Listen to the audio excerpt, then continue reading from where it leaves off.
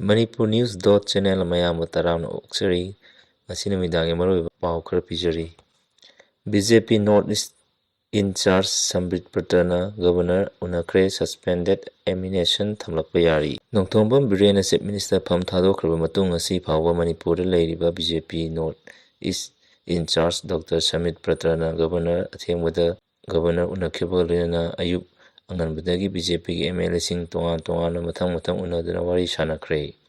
Maraksida anauba lusingba ama khandriba phawba suspended animation thamlakpa yari. Pau gi likun amagi matung inna Chief Minister Nongthombam Birena tha asigi mapanda mahaki pham thadokpagi cherol Governor Ajay Kumar Balada pisankhibaga loinana Governor na ayab pibaga loinana alternative arrangement ama tawdri phawba mahakpu care taker oina adumak linaba khangkhibani.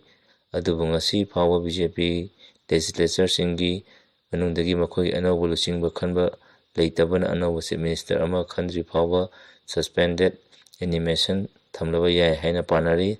Suspended animation asi tha ahum phawba thamba yai makha thana tha ahum amaga punna tha taruk thamba yai hai. Amaramda Chief Minister Nongthombam Birena pham thadokhiba numittagi Imphalda thungladuna leiriba BJP North East in charge Dr. Sambit Patra North Ewasida leiba hotel Imphalda ngasi phawba leithaduna BJP gi MLA sing amamta oina mathang unabagi thabak chathari. Hojik oiriba rajnitigi phibam asida mari lenana Dr. Sambit Patana Raj Bhavanda chatuna Governor Ajay Kumar Balaga unakhi. MP Dr. Sambit Patana ngasisu BJP Manipur Pradesh ke President Adhikari Mayum Sardar Devi Secretary K. Sharat MLA Singh TS Biswarjit Kakim Basum Awangbong Nimai Mayang Lambam Ramesho Thoksom Radesham MLA Dr. Sapam Ranjan MLA Nurul Hassan MLA Sapam Kunjakeshwar Keba amadi MLA KS Ibom Sagasu tongan unakre. Adubu unaba aduda kari wari sanakibage habde sabsaba khamba ngamdri. Ngarangsu Sambit Patana MLA TS Biswarjit MLA Y Khyamsan TS Setrabrata Awongbai MLA TS Radesham Jingkhonglung Kamai TS Samkumar TS Basanta Kumar unakibani. Unaraba matungda paumisingda hangbada lusingba khanba wafam leite center na khalakba lusingba adu makhoina yagani haina khumkhibani. Manipurda hojik center na yengla miyeng asidi phamgi wa tokraga sikhiban henna fai ibobi. CLP leader Manipur gi hangi Chief Minister Orkam Ibobi na haikre Manipurda hojik center na yengleba miyeng asidi phamgi wa tokraga sikhiban henna fai. Wafam asing asi Chief Minister N Birena Chief Minister gi phamdagi resign tokra matungda Manipurda hojik oirakliba politician gi sarangnaba asigi matangda paumi khara Kanana Babuparada leiba mahaki kwatada unabada phongdokhibani. Orkam Ibobina makha taraduna Manipurda sahi anirom pharaklaba solisingani kulhumdoi gi May 3 dagi haukiba irang asisu center gi pre-plan mali. Irang thokpa nonganbaga security advisor haplakpa asi pre-plan gi thawong amani haina lawbu yai. Plan aduda tangdu leitaba hanjalaknanaba thabak paikhatpasu ude. Sei ani phajalaba irang asida miyoi kya punsi mangkhre miyoi lising kyana relief campda awaba khangduna leiri. Masidasu center na lumna lawduna ahenba miyeng changba udri. Assembly gi tawdaba yadaba thabak thoramsing pangthoknanaba leiringai Chief Minister N Birenbu numidangda charter flight amada kokhraga nongalakpada resign tawnaba yathang pirakpa asi khara mangjongnana tawramlabadi Manipurda hojik tholiba sarangnaba asi thoklamdaba yai. Thawong asi center na Manipur apikpa state amani haina tin kangum ubagi thawongni. Hojik thokliba asi constitutional crisis nate aikhoibu center na yamna hanthana yengduna tawningbada tawbani.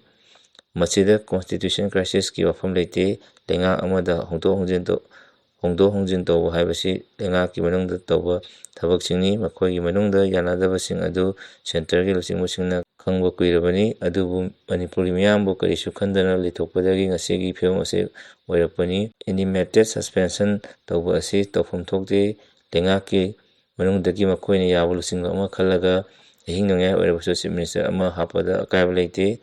Constitutional crisis leitaba ꯃꯅꯤꯄꯨꯔꯒꯤ ꯃꯤꯌꯥꯝꯗ constitutional crisis ꯂꯩꯍꯟꯅꯕ ꯍꯣꯠꯅꯔꯛꯇꯨꯅ ꯀꯔꯤꯒꯨꯝꯕ personal rule ꯊꯝꯂꯛꯂꯕꯗꯤ Manipur ꯃꯤꯌꯥꯝꯅ ꯈꯥꯡꯗꯨꯅ ꯂꯩꯕ ꯉꯝꯂꯣꯏ꯫ ꯁꯦꯟꯇꯔꯅ ꯌꯦꯡꯂꯤꯕ ꯃꯤꯠꯌꯦꯡ ꯑꯁꯤ ꯃꯍꯥꯛꯀꯤ ꯑꯣꯏꯅꯗꯤ ꯈꯥꯡꯕ ꯂꯩꯕ ꯉꯝꯂꯣꯏ꯫ ꯆꯤꯐ ꯃꯤꯅꯤꯁꯇꯔ ꯔꯤꯖꯥꯏꯟ ꯇꯧꯈ꯭ꯔꯕ ꯃꯇꯨꯡ ꯁꯦꯟꯇꯔꯅ ꯃꯈꯣꯏꯒꯤ ꯂꯩꯉꯥꯛꯀꯤ ꯃꯅꯨꯡꯗꯒꯤ ꯂꯨꯆꯤꯡꯕ ꯑꯃ ꯈꯟꯗꯨꯅ ꯑꯦꯁꯦꯝꯕ꯭ꯂꯤ ꯃꯤꯐꯝ ꯐꯥꯎꯕ ꯆꯠꯊꯕ ꯌꯥꯔꯝꯕ ꯑꯗꯨ ꯆꯠꯊꯍꯟꯗꯅ ꯊꯝꯗꯨꯅ ꯃꯅꯤꯄꯨꯔꯒꯤ ꯂꯩꯉꯥꯛꯇ ꯌꯥꯎꯔꯤꯕ ꯃꯤꯑꯣꯏꯁꯤꯡꯕꯨ ꯌꯥꯝꯅ ꯐꯝꯗ ꯀꯔꯥꯝꯕ ꯑꯣꯏꯅ ꯎꯕ ꯑꯁꯤ ꯌꯥꯝꯅꯃꯛ ꯂꯥꯏꯕꯛ ꯊꯤꯕꯅꯤ꯫ ꯀꯔꯤꯒꯨꯝꯕ ꯁꯦꯟꯇꯔꯅ ꯃꯅꯤꯄꯨꯔꯗ ꯄꯔꯁꯣꯅꯦꯜ ꯔꯨꯜ ꯊꯝꯂꯛꯂꯕꯗꯤ ꯌꯦꯡꯗꯨꯅ ꯂꯩꯊꯣꯛꯂꯣꯏ꯫ ꯑꯊꯨꯕ ꯃꯇꯝꯗ ꯁꯦꯟꯇꯔꯗ ꯂꯨꯆꯤꯡꯕ ꯑꯃ ꯈꯟꯗꯨꯅ ꯃꯄꯨꯡ ꯐꯥꯕ ꯇꯥꯝ ꯁꯨꯕ ꯆꯠꯀꯗꯕ ꯂꯩꯉꯥꯛ ꯑꯃ ꯊꯝꯗꯨꯅ ꯃꯅꯤꯄꯨꯔꯕꯨ ꯃꯍꯧꯁꯥꯒꯤ ꯐꯤꯕꯝꯗ ꯍꯟꯖꯤꯜꯂꯛꯅꯕ ꯍꯣꯠꯅꯕꯤꯌꯨ ꯍꯥꯏꯈꯤ꯫ ꯃꯤꯌꯥꯝꯒꯤ ꯃꯤꯍꯨꯠꯁꯤꯡ ꯂꯩꯔꯤ ꯄꯔꯁꯣꯅꯦꯜ ꯔꯨꯜ ꯂꯥꯛꯍꯟꯒꯨꯝꯁꯤ꯫ 32ꯁꯨꯕ ꯃꯅꯤꯄꯨꯔ ꯂꯦꯖꯤꯁꯂꯦꯇꯤꯚ ꯑꯦꯁꯦꯝꯕ꯭ꯂꯤꯒꯤ 7ꯁꯨꯕ ꯃꯤꯐꯝ ꯍꯧꯈꯤꯕ ꯐꯦꯕ꯭ꯔꯨꯋꯥꯔꯤ 10ꯗꯒꯤ ꯍꯧꯅꯕꯒꯤꯗꯃꯛꯇ ꯊꯧꯔꯥꯡ ꯄꯨꯝꯅꯃꯛ ꯂꯣꯏꯔꯕ ꯃꯇꯨꯡ ꯃꯤꯐꯝ ꯍꯧꯒꯗꯕ